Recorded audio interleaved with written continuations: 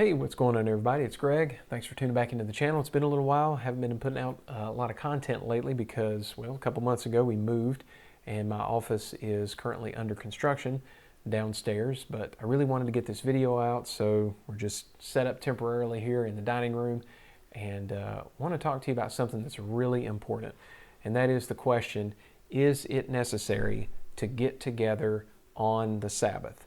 Do the scriptures tell us that we need to be in person with other believers in order to keep this day? And what I want to do in the video is take a look at the commandments and then take a look at how Yeshua and the apostles in the first church, the church in the first century, not the first church, but how they carried out these instructions and what it looked like. So that's what we want to do. Now, first of all, I want to hit what I believe is the biggest objection or primary reason that I've heard for why we don't have to get together in person with other believers. And that is based on, Luke chapter 4. We know that the scripture tells us that the Spirit led Yeshua in the wilderness for 40 days to fast, pray, etc.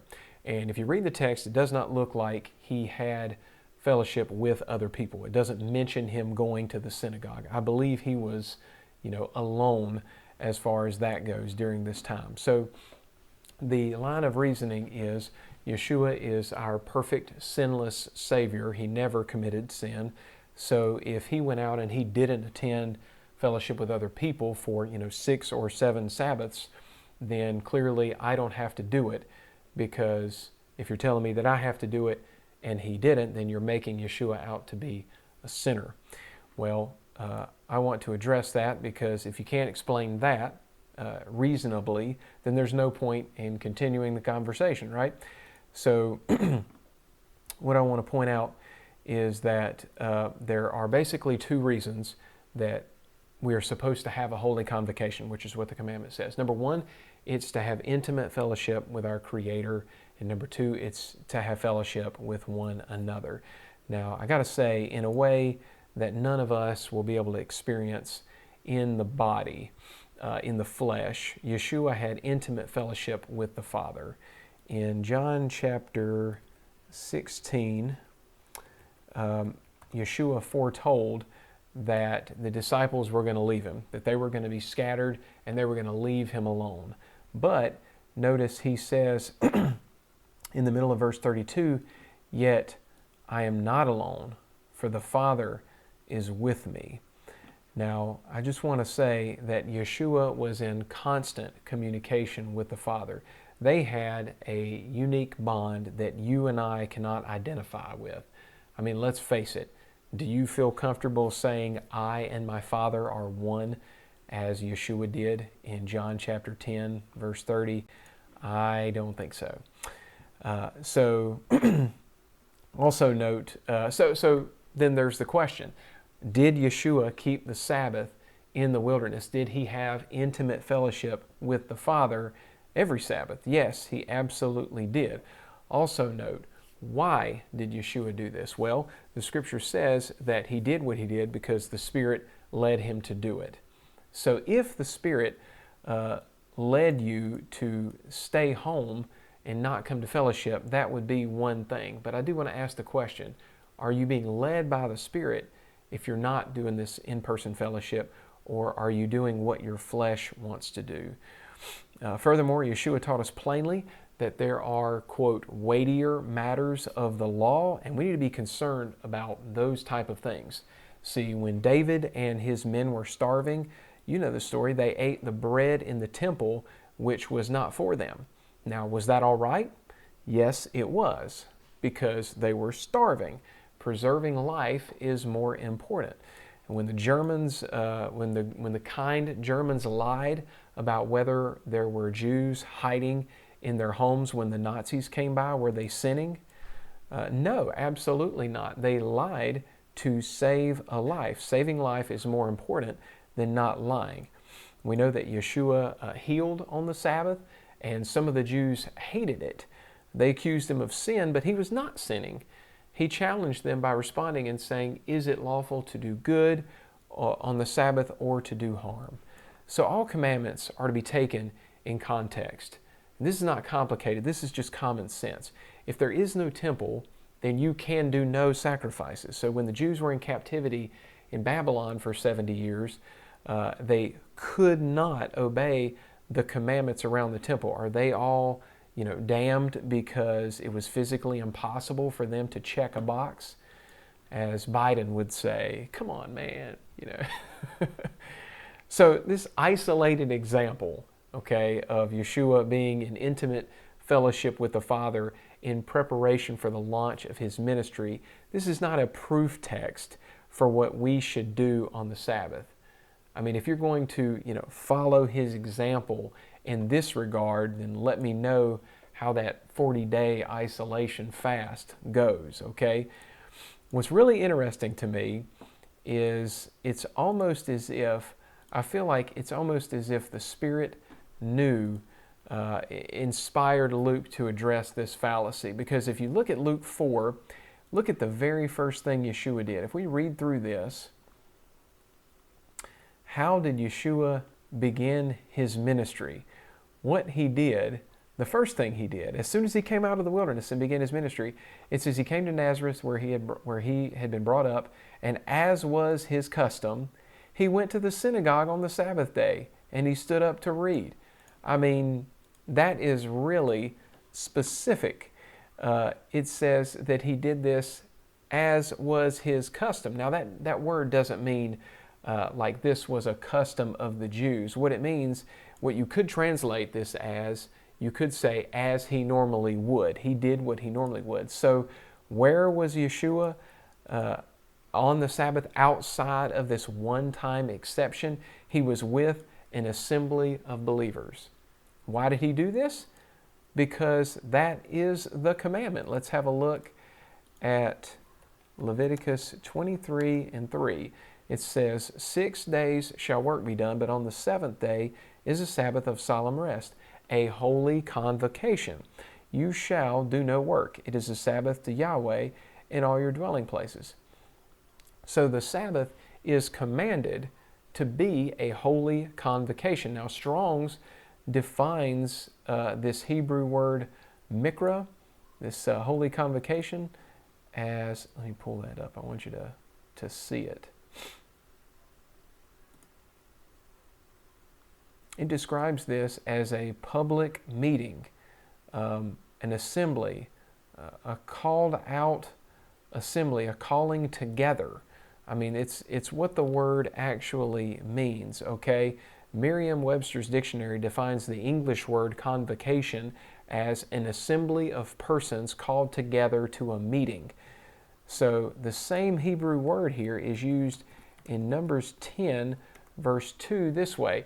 It says, make 2 silver trumpets of hammered work, you shall make them, and you shall use them for summoning the congregation and for breaking the camp. That word summoning here is the same word that's mentioned for holy convocation earlier in Leviticus. It means to call people together.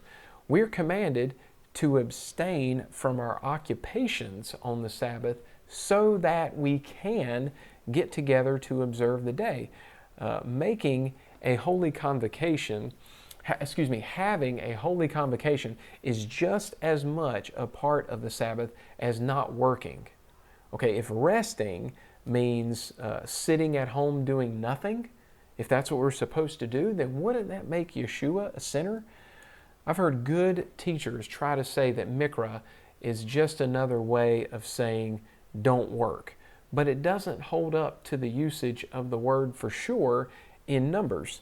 And it definitely doesn't hold up to the pattern in the New Testament. Yeshua did good works on the Sabbath, did he not? He preached, he taught, he healed, he traveled, he assembled.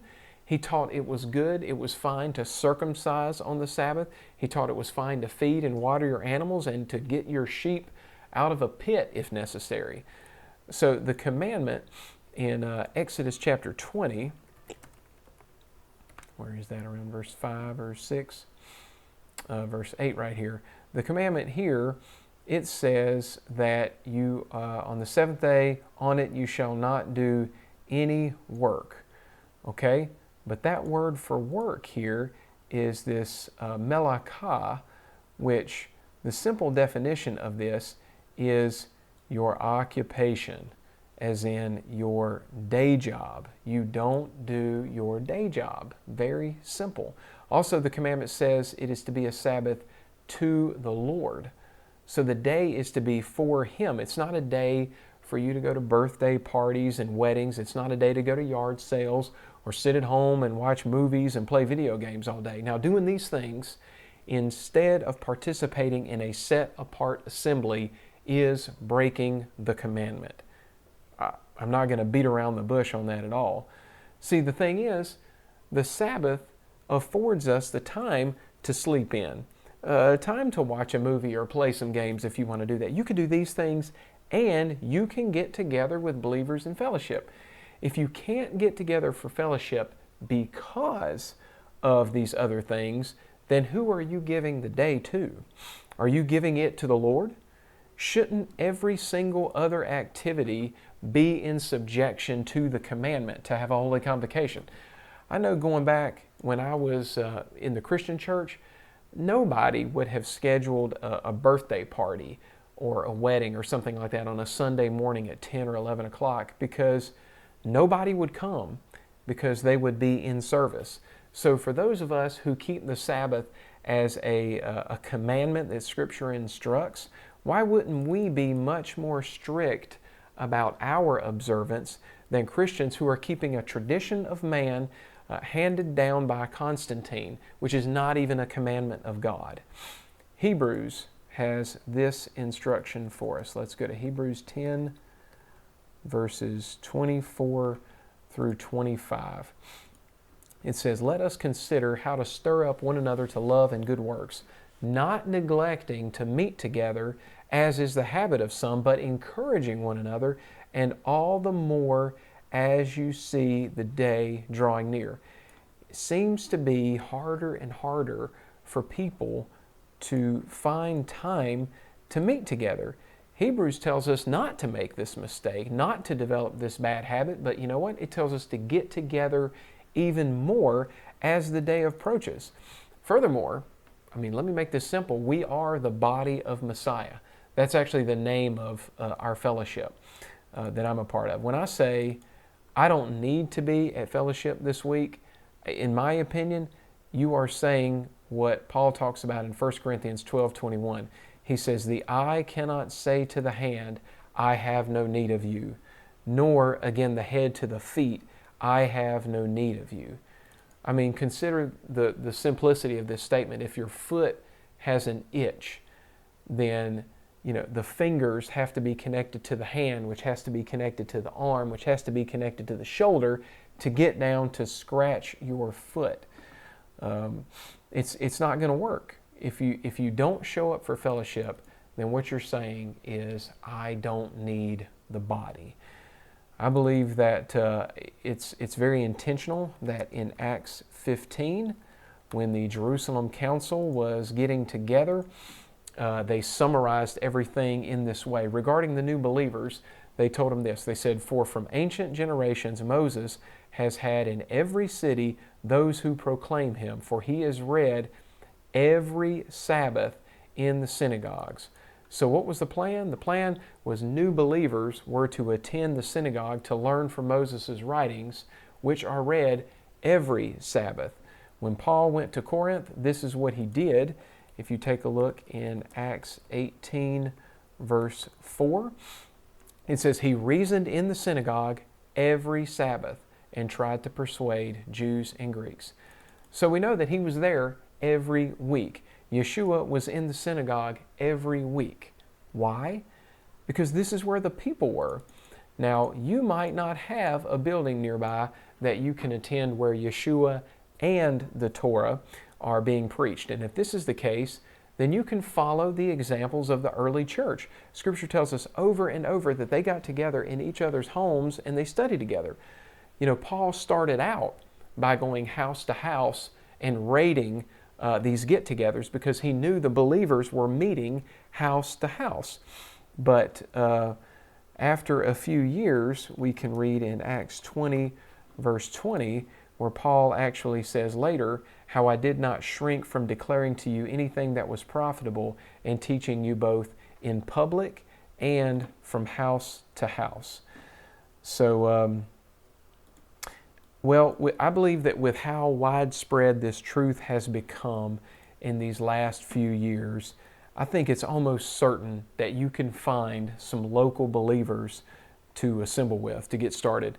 I recommend looking up the 119 Ministries Fellowship Finder. You can put that in Google, and it's a Google map where you can enter your address and you can find fellowships that are close by that are looking to invite people. If you are on Facebook, I would recommend doing a search for a group called Rob Skiba's Virtual House Church. I know some good brothers and sisters in there who are all over the U.S. who would be happy to hook you up with some local fellowship. And last of all, if you are not close enough for local fellowship, then I would suggest using some of these tools to find the nearest fellowship, that you can find, and then seeing if you can virtually fellowship with them. It is no substitute, I believe, for being there in person, but it's definitely better than nothing. It's better than just sitting at home by yourself and doing nothing on the Sabbath. So I just want to summarize this by saying you need the body and the body needs you. All the more as we get closer to that second coming of Yeshua. Thanks for watching.